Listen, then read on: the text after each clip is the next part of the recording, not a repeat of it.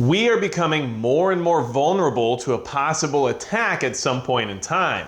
China and Russia are starting to work together in ways that are going to put us at risk in the future. We need to be prepared for the possibility of an invasion because things have changed since last year that might allow something like that to actually occur more than ever before in American history. So, stick around for the rest of the video. Let's talk about what's going on between Russia and China that we should be concerned about and why we as a country are very vulnerable to an attack right now.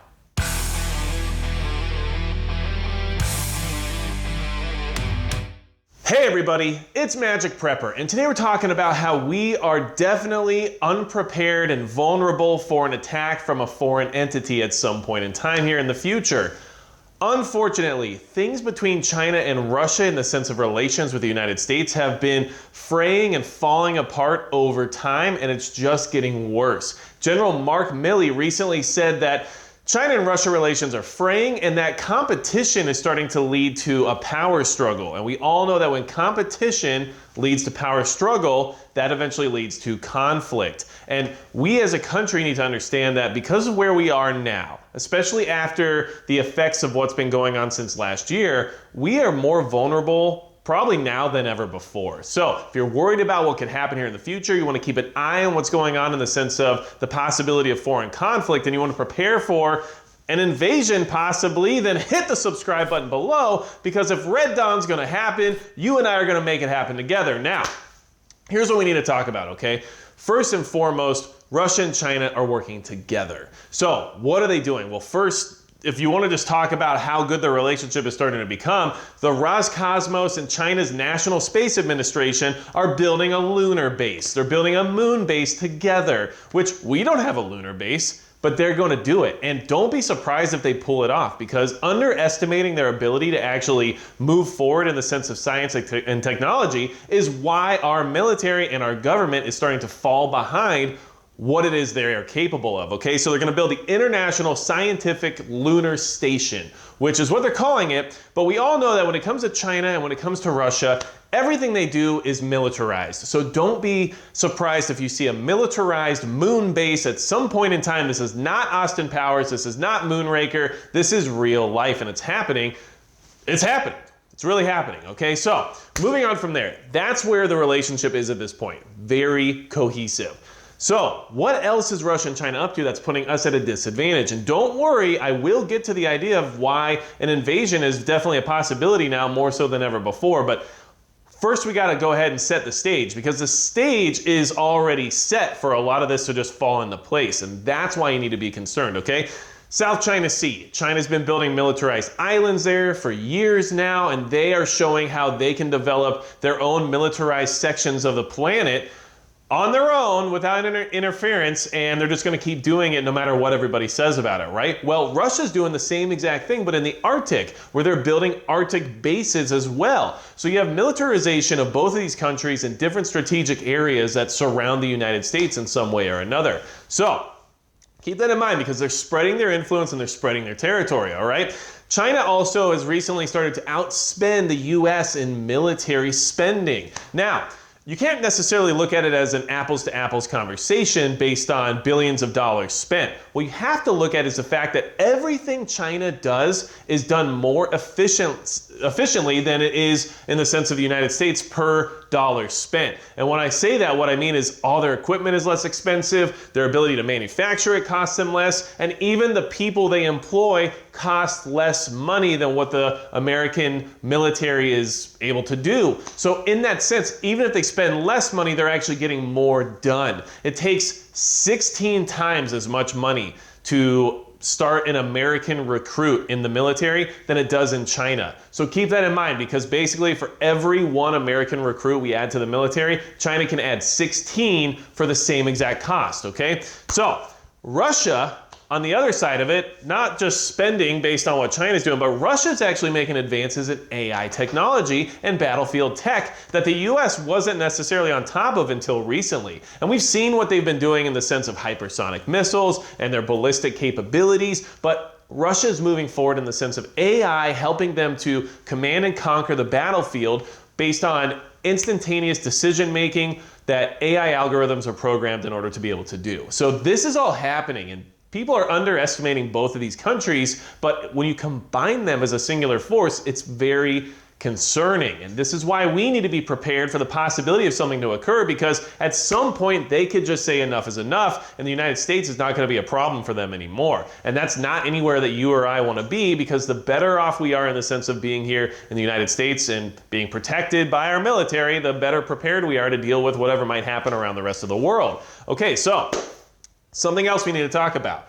Obviously, there's the concerns of what's been going on in the labs over in China and what may or may not have leaked out of them, and of all the different things that could come out of that whole situation. A big thing to consider is the fact that there could be some kind of reciprocation based on the fact that an economy was brought to its knees due to this mishap or error or lie or whatever else you want to look at it as, possibly on purpose.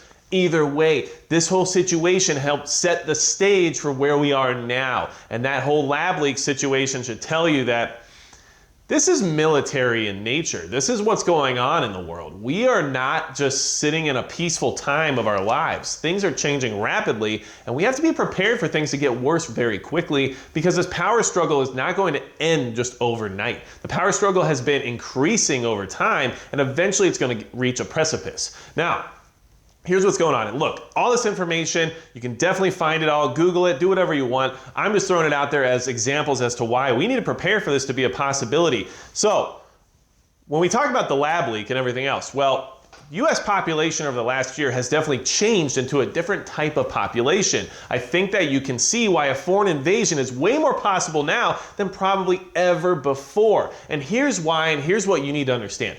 Not everyone in the country is going to be a Wolverine, and in fact, most people will not. The US population has demonstrated an excellent concept of compliance over the last year, and whether or not it had good intentions or whether or not it was a necessary evil, either way, this compliance has now turned into the strategic planning of how to deal with a mass population during an invasion scenario. And you have to understand that anytime you involve the idea of re-education camps, anytime you involve the idea of logistics of dealing with an unruly population, the more compliant you can make those people, the easier the transition will be. And what we've seen over the last year is that there's a large group of people in the country who prefer the idea of compliance and prefer the idea of bending the knee in one way or another, because it's what's safe and what's more comfortable for them. Now, I am not here to chastise anybody for any of the decisions they've made on their personal level based on what it is they needed to do to take care of them and their own family. But on the world stage and in the sense of military strategy, what people are looking at is that this population was easily corralled last year and easily put into precarious scenarios that nobody was comfortable with and dealt with it because that's what they were dealt. And it did not cause any kind of a major stir to the point where a foreign entity thinking about taking over the mainland US has less to worry about now than they did 20 or 30 years ago. Because back then, back in, the 1980s, a Red Dawn situation would have probably unfolded very similarly to what we saw in the Hollywood adaptation of that concept. But here in 2021, I would say, and I'm sure you would too, that it's much less likely due to the fact that people are more worried about getting back to their comfort and being safe and being taken care of than they are about living in an unsafe, dangerous freedom that we all, at least in this community, prefer. So keep in mind that this is a real situation we need to keep watching. China and Russia are teaming up. They're building a moon base.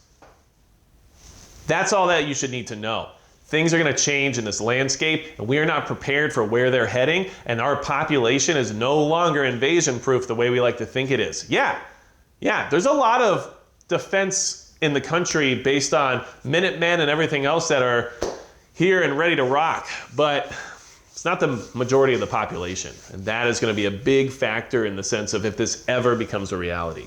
So keep that in mind. Stay prepared. Do what you can to not have to worry about compliances or whatever else it is that might be coming down from the top, because at the end of the day, when the government comes in and tries to deal with a huge mass scale emergency, they're not going to be there for you anyway. So you have to be able to make your own decisions, do what you see fit for you and your family and remove your reliance off of the system if at all possible. So, wanted to bring this to your attention. Keep an eye on Russia and China. What they're doing could be a little bit crazy, but honestly, we can see that escalation continuing and it's becoming an issue. And if you have anything else to add about it, leave it in the comments below because it always helps get the conversation going. And a lot of times the stuff that I read from you guys or the stuff I see on other channels is what really helps me start to develop more ideas and thoughts and bring them to you because it helps basically give me a better overview of what's happening in the world. So just wanted to put that out there. But without anything else to say about why we are vulnerable to attack right now, that's going to be it for Magic Prep.